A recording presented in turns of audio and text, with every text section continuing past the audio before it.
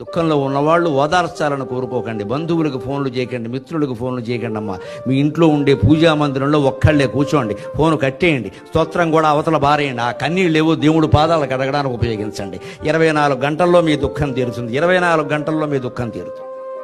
మన పూజా మందిరాలు ఉన్నది అందుకు. ఊరికే ఎవరో వస్తే చూపించడానికి కాదు. ఇక్కడ మేము ఈశాన్యంలో పెట్టినా ఒకటే, నువ్వు అక్కడ చేయనప్పుడు తీరుతుంది ఖచ్చితంగాను. దుఃఖమే కాదు, సుఖము తీరుతుంది. సుఖం వచ్చినా సరే పొంగిపోవలస పల్ల, తండ్రి ఈ సుఖము నీ దయ, తల్లి ఈ దుఃఖం నీ దయ, నేను ఈ గదిలో ఉండడం మానను, నేను ఇవి చదవడం మానను, నువ్వు ఏం చేసినా మంచిది. అప్పుడు ఖచ్చితంగా దేవుడు తీసుకుంటాడు, మన జీవితాన్ని తీసుకుంటాడు. నేను ఏం చేయను, నాకు అప్పగించే వదలని నేను చూసుకుంటాను, నువ్వు మాట్లాడు కూరుకో అంటాడు. నువ్వు మందిరంలో కూర్చో, మిగిలిన గదిలో నేను చూసుకుంటాను, నీకు ఎందుకంటే.